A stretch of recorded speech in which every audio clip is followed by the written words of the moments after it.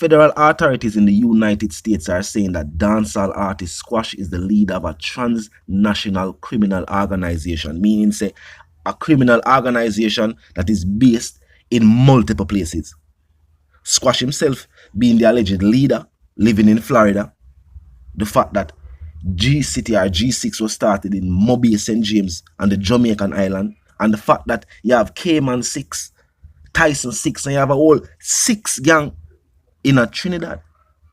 Now the accusation forms a part of the file prepared against the 32-year-old Jamaican whose given name is Andre Maurice Whitaker.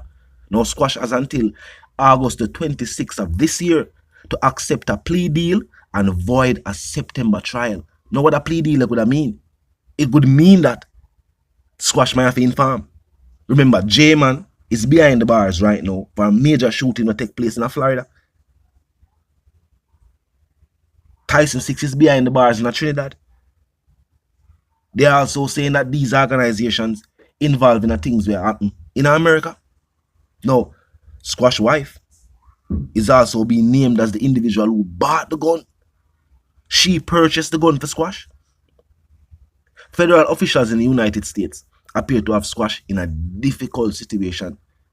The artist was arrested on February 24th of this year during a traffic stop in Miami, and he was hit with a gun-related charge after a modified Glock pistol was found in the passenger side of the glove compartment in a vehicle in which he was traveling in. Now, of course, Squash pled not guilty to the illegal possession of the modified weapon and the possession of a concealed weapon without having a permit to do so. Because some people feel like just because Florida is a place where them here say you can have weapons. Yeah, but you still need a permit. Have that weapon. And unlike Jamaica where you need for going to the FLA though. But you still need to have documentation. That's why I'm going to purchase the weapon himself. On May 15, federal prosecutors sealed the criminal complaint against Squash. Weeks later, the sixth boss was given a trial date in Miami after his authorities had filed about 24 motions and notices. So on May 27, them decided they're going to deal with it.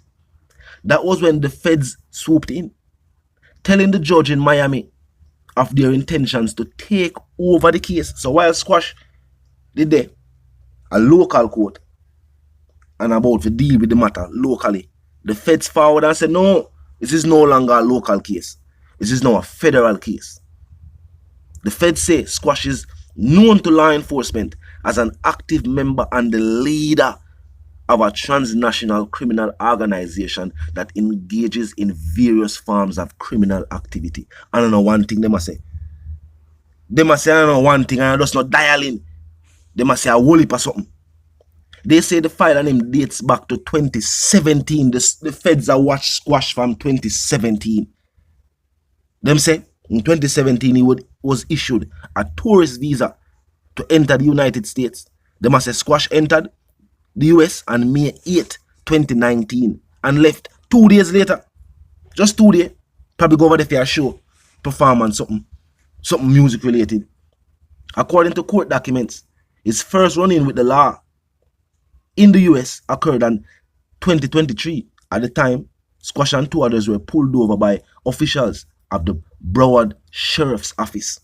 During the traffic stop, it was discovered that Squash entered the US illegally on January 20, 2021. Remember, Squash get him visa 2017. Him never got till 2019. But him also leave US in a 2019. They must say him illegally entered the US in a January 20, 2021 without being inspected at any checkpoint. Meaning say, him never got through the airport. Him never got through the port. The port and the airport are points of inspection, points of check.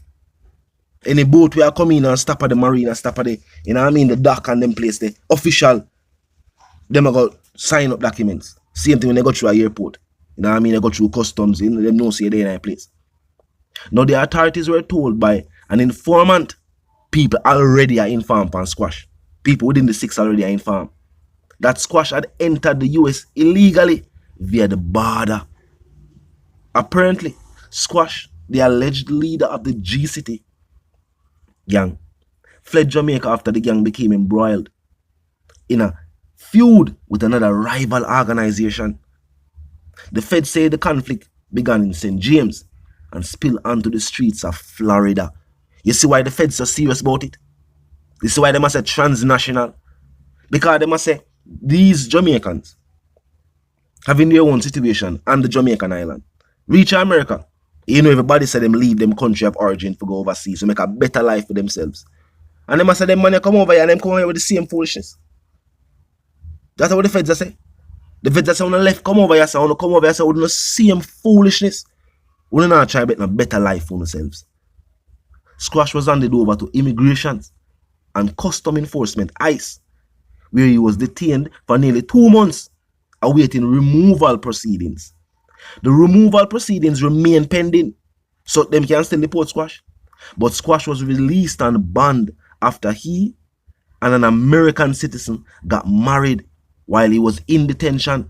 The feds say that same woman is the one who bought one of the 2 guns that Squash was held with after a traffic stop in February of this year. Now the FBI say they have probable cause for Squash to be charged with being an illegal alien in possession of a firearm because like the citizenship not forward through yet, and also unlawful possession of a machine gun. Because of the problem that people don't know. When they put the switch on a Glock pistol is a regulated firearm. It's a pistol. But the modification turns it into a machine gun. And there are no permits. No simple permit where you can just go in a place and buy a machine gun. Even though some people say you can buy an assault rifle. You can have an AR. But him being an alien, him being not a citizen, they must say a machine gun is a more serious weapon than a semi-automatic pistol. It can create more harm to innocent civilians. That's why they not issue them to people. That's why you're not a permit where you can just walk around with a AK or an AR. You can have it at your house for house protection, but there's no permit where you can just carry these things around in your car. No, them think they're illegal. Very, very illegal. And like you live in a place, you have a hunting license, and you say you use it for hunting purposes. And you have certain weapons that are not classified as weapons for hunting. A Kalashnikov with 7.62 is not considered as nothing for self-defense, home defense. Well, maybe home defense, but and not way you can say you carry upon your person to defend yourself. Now, both charges carry maximum sentences. Now, them 2 charges I do sound like are the only 2 charges with them have against Squash though. It might be good news. Depend upon how him lawyer go deal with it. But them say both charges carry a maximum sentence of 10 years in prison, which could be extended to a mandatory minimum of 15 years in a prison. We're talking about federal prison. If there are 3 prior convictions, there's also a strong possibility that deportation if convicted.